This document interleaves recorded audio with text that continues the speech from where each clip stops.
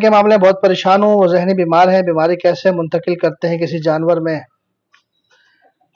دیکھو میرے بھائی، کیوں جانوروں کا دشمن ہو گئے ہو آپ اللہ کی رحمت کو کیوں محدود کر رہے ہیں اس صورت میں کہ منتقل کریں گے تو صحیح ہوگی؟ سورہ فاتحہ شریف روزانہ 41 دفعہ پڑھیں، بسم اللہ شریف ملا کر، اور ملا کر اس کو 41 دفعہ پڑھ کے پانی پہ دم کر کے بہن کو پلائیں آپ۔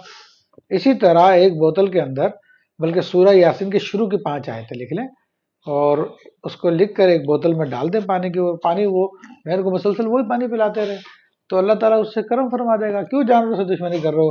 جانوروں کو منتقل کر دیں، وہ بھی مخلوق ہے، اور ہمیں منع کیا گیا جانوروں کو تکلیف پہنچانے سے، اور قیامت کے دن جو ہے وہ اللہ تعالیٰ کی بارگاہ میں پھر حساب کتاب لیں گے۔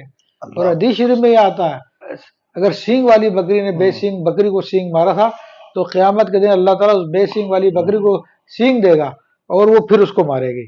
تو آج دنیا میں اپنی بیماری یا کسی اور کی بیماری کسی جانور میں منتقل کریں گے تو کل قیامت کے دن وہ جانور اللہ کی بارگاہ میں دہائی دے گا اور آپ سے بدلہ لے گا پورا کا پورا۔ کیا عاملوں کے چکر میں آپ پڑ گئے ہو میرے بھائی؟ سیدھا سیدھا جب اللہ کے نبی نے فرما دیا کہ سورہ فاتحہ شفا ہے تو آپ یقین کے ساتھ کریں، شفا ہوگی انشاءاللہ تبارک و تعالیٰ۔ لیکن مسئلہ لوگوں کا کیا کہ ہتھیلی پہ سرسوں اگانا چاہتے ہیں، جی 2-4 دن کرنے کے بعد کہتے ہیں جی ابھی تک تو فائدہ نہیں ہوا ایسا ہی۔ ارے بھائی کم از کم 40 دن تو کرتے رہو، اس کے بعد پھر انشاءاللہ تعالیٰ اثرات شروع ہو جاتے ہیں۔ اور کتنے اولیاء کے بارے میں آیا کہ وہ 6-6 مہینے دم کرتے رہے مریضوں پہ، 1-1 سال دم کرتے رہے، پھر جا کے مریض صحیح ہوئے ہیں۔